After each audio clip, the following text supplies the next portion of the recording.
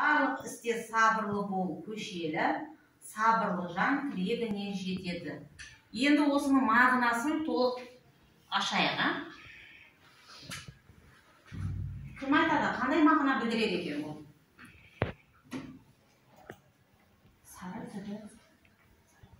Барлық істер сабырлы бол, көшелі, сабырлы жан тілегіне жетеді. Дәйек сөз бұл. Енді бұл қандай мағынада айтыпты? Кім тереңірек түсіндіреді? Мағынасына қалай түсінеміз бұны? Сабырлы сабырлы дейді. Яғни сабырлы болсаң, әр іске жетесің. Яғни тілегіне, ниетіне жетеді екенбіз, Яғни, ары қарай, бүгінгі сабағымыз Ілияс Омаровтың жастарға хат деген әңгімесі берілген. Сол әңгімені бірінші оқып көрейік. Уақыт беріледі. 5 минут. Жастарға хат Ілияс Омаровтың 63-ші беттегі.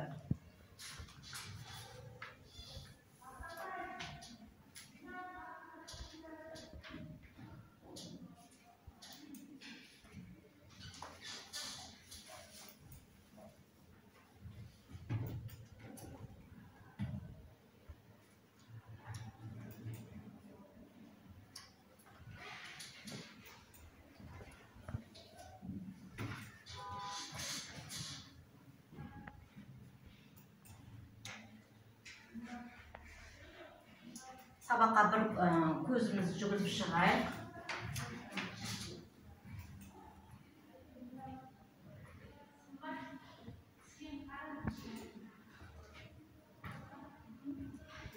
Бұл әңгімеде не айтылған екен? Жастарға қандай үлгі қасиеттер берген екен? Үлгі өнегелер берілген екен?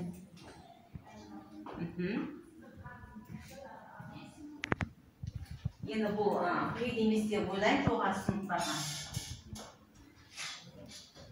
Сұрақ бойынша жауап берейік, тақырып бойынша. Кім дайын? Кім оқиды? Мәтіндегі халық әр уақытта қарапайымдылықты, сыпайылықты, әдептілікті жақсы көреді. Кішіпейілділік адамның көркі деген ойды түсіндіріп беріңіздер дейді. Бірінші сұрақ оқулық бойынша, яғни берілген тапсырма бойынша.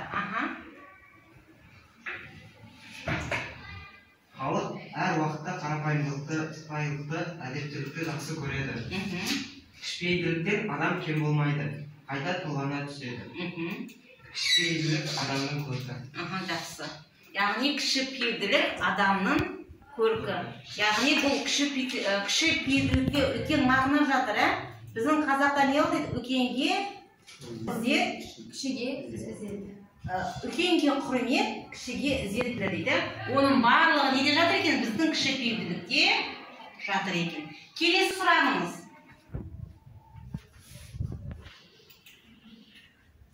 Өздеріңіз күнделікті өмірде талап қоя білесіздер ме? Ол не үшін қажет деп ойлайсыздар? Әрине, әр адам өз өмірінде талап қоя білу керек деп ойлаймын. Себебі, осы біз бір күнімізді жоспарлау арқылы біз өзіміздің талабымызды орындаймыз. Жақсы. Мысалға, мен бүгін математика сабағынан 20 есепті шығаруым керек. Бүгін мен үй жинауым керек. Бүгін мен гүлге су құюым керек деген сияқты өзімізге талап қоя білеміз. Жақсы. Бірақ сіз сол өзіңіздің мақсатыңызға жете алдыңыз ба? 20 есепті шығара алдыңыз ба бұл күнгі? Аллаға шүкір шығардым. Жақсы. Жақсы. Келесі. Өзіне сыни көзбен қарау дегенді қалай түсінесіздер?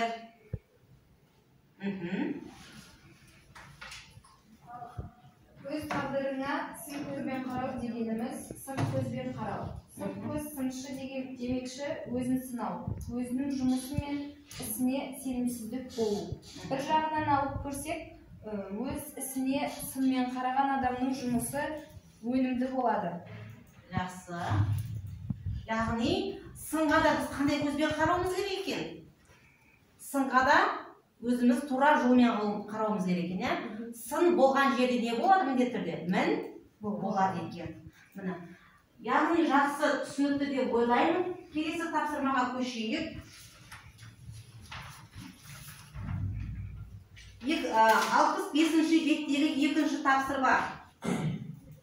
Мақал мәтелдерді оқып, негізгі ойын анықтап, бүгінгі өмірімен байланыстырып, қорытынды жасаңыздар. Яғни, бұл жерде бірнеше өзі өлең жолдарын берген, соның мағынасын ашуымыз керек екен. Екінші тапсырманы уақыт берейік, кішкене дайындалып алыңыздар. Дәптерде түртіп отырамыз. Екінші тапсырма. Екінші тапсырма.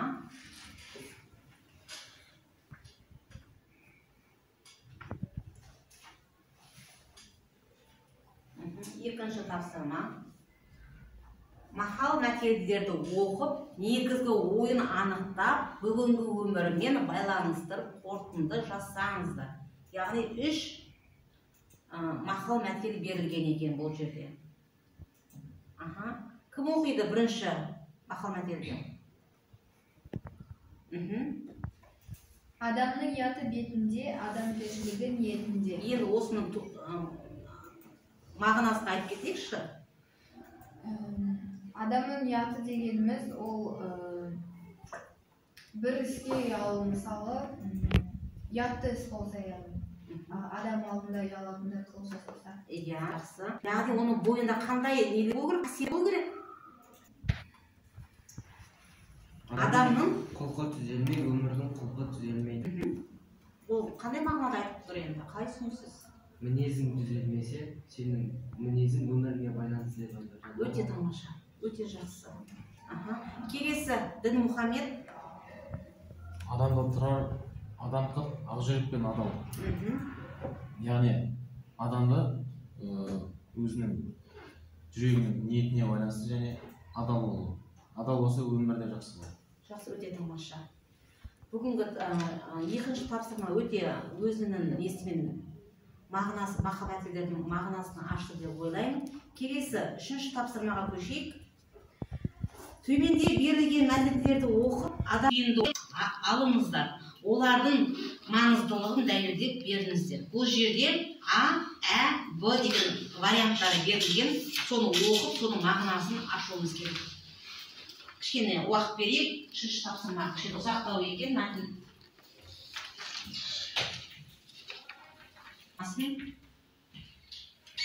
Ашайық.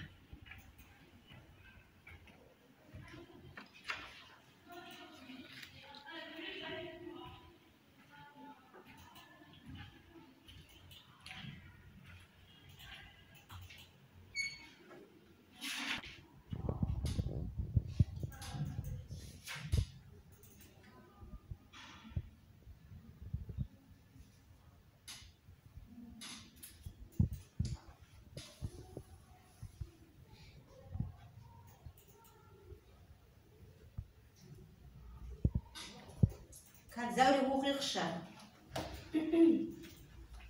Құрамында қазақтың ұлы перзенті академик Қаныш Сәтбаев бар делегация Англияға барады. Сонда атақты Уинстон Черчилль аса бойшаң ірі қазақ ғалымын көріп, қазақтардың барлығы сізде биік пе? деп сұраған көрінеді. Сонда Қаныш ағамыз саспастан, жоқ, менің халқым менен де биік деген екен. Ары қарай. Адам өмірге келеді, зейнет іздеді, бақыт табады. Дүниенің шалқар теңізін өктем адыммен көшіп өтпестен тұтқиылдан соққан асау толқын жаққа секілді жағаға лақтырып тастайды. Сондықтан әрдайым бекем, әрдайым берік болуың керек. Өмір сенің еркелігіңді көтермейді. Әр адамның өмірлік мұраты, мақсаты болуы тиіс. Өзіне жүктелген міндетті дұрыс ұғыну қиын нәрсе. Ал оны қалтықсыз атқару одан да қиын нәрсе. Сол себепті де әркім дүниеге ашық та ойлы көзбен қарауға, өзінің адамдық барысын жете түсінуге міндетті. Олай болмайынша негізгі мақсатқа жету мүмкін емес. Жақсы. Енді бұл жерде қандай ой түйдіңіз? Не айтар едіңіз, мысалы, бұл жаңағы берілген тапсырмада? Ақыл туралы жазылған негізі бұл тапсырмада. Әр адам ақылды болуы тиіс. Яғни бірінші білімді болу керек, білімді болу керек, ақылды болу керек, ізденімпаз болу керек. Өз-өзіне не қоя білу керек? талап талап мақсат қоя білу керек. бір орында қалып қалмай өз өзін дамытып Ізденіс үстінде болу қажет екен. Енді келесі. Бұсын кім оқиды? Адамзат бойынан Адамзат бойына берілген қандай жақсы қасиеттердің барлығы қазақтың бойынан табылады. Қонақжайлығы, кең пейілдігі, ақкөңілдігі, тағы да басқалар толып жатыр. Менің қазақ ауылында өскенімді бәрі біледі. Мені бірде ренжіткен қазақ баласы болған жоқ. Еражан деп ауылдың сүйіктісі болдым. Менің адам болып өсуіме қазақтар көп әсер етті. Сол томалақтан қалмадым. Шалдар тәттінің тәуірін, дәмдісін, желіктің майлысын маған беретін. Менің жүрегімді мейірімділікке толтырған ыза, кек, қызғаныш, өшпенділік дегеннен аулақ сақтап қалған осы қазақ ауылы болды деп ойлаймын. Мен қазақтың алдында осы үшін қарыздамын. Адами қасиеттеріммен қалдым. Барды қанағат тұтуым. Міне бұл да қазақтан шықпаған қасиет.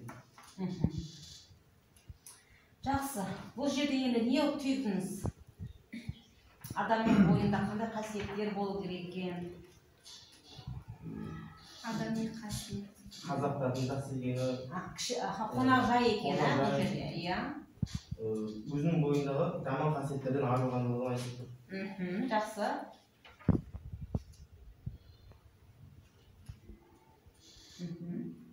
Барға қанағат етіп, адамгершіліктің мол болғаны.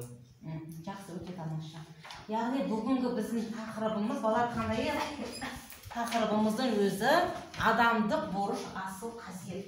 Яғни адамның бойында қандай қасиеттер болу керек екен? Жақсы, ізгі қасиеттер болу керек екен. Мейірімділік, адамгершілік, үлкенге құрмет, кішіге ізет деп айтып отырсыздар ғой. Бұның барлығы адамның бойында болу қажет деп ойлаймыз. Енді үйге тапсырма алайық. 68-ші беттегі 5-ші тапсырма. Адамдық борышқа адалдық. Менің адамдық борышым тақырыбында есте жазып келіңдер деген. Түсінікті ма? 68-ші беттегі 5-ші тапсырманы орындап келеміз. Жақсы, сау болыңыздар. Сау болыңыздар.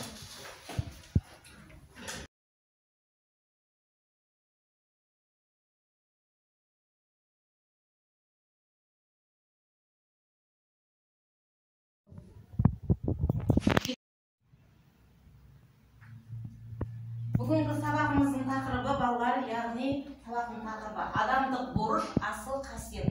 Жазып отырайық. Адамдық борыш, асыл қасиет.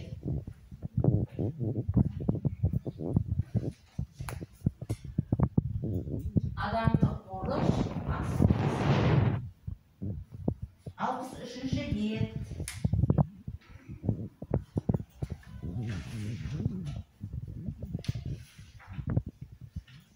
Дәйек сөз. Барлық істе сабырлы бол, кешелі, сабырлы жан тілегіне жетеді.